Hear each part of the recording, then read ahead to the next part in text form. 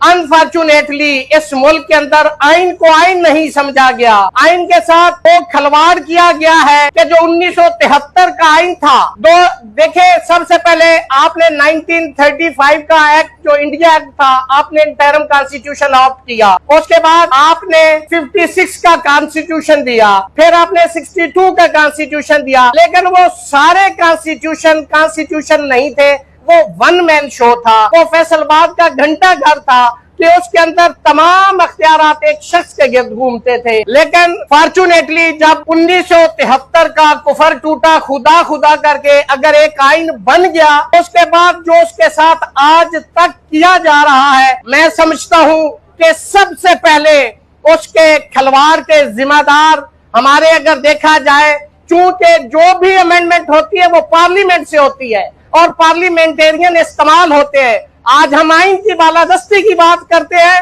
आज हम काले कोट वाले अच्छे लगते हैं, लेकिन जब अच्छे लगते हैं कि जब आप अपोजिशन में हो, गवर्नमेंट में हो, तो जब हम यही बात करते तो हम बुरे होते हैं। आज हम इक्तदार में बैठे हुए लोगों को बुरे लगते हैं क्योंकि हम आइन की बात करते हैं, हम कानून की बात करते हैं। आर्टिकल 8 से 28 तक अगर आप आइन को देखें, मुझे बताएं यहाँ पे फ्रीडम ऑफ स्पीच है?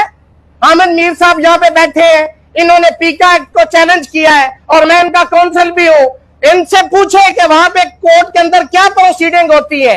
हमें एक तारीख भी हमारी मर्जी की नहीं मिलती, ये ट्रू बात है। अगर जिस मुल्क के अंदर आइन और कानून की बालादस्ती नहीं होती, वो जंगल होता है, वो कौमें नहीं होती। आप मुल्क को किस तरफ लेके जा रहे हैं? इस मुल्क को चलाना है तो आइन के अंदर रह के चलाना है। आप बताएं कि कानून के अंदर तो यह लिखा हुआ, आइन के अंदर 1973 के आर्टिकल 8 है कि कोई ऐसा कानून नहीं बनाया जाएगा जो आर्टिकल 8 से 28 तक मुतसादम होगा।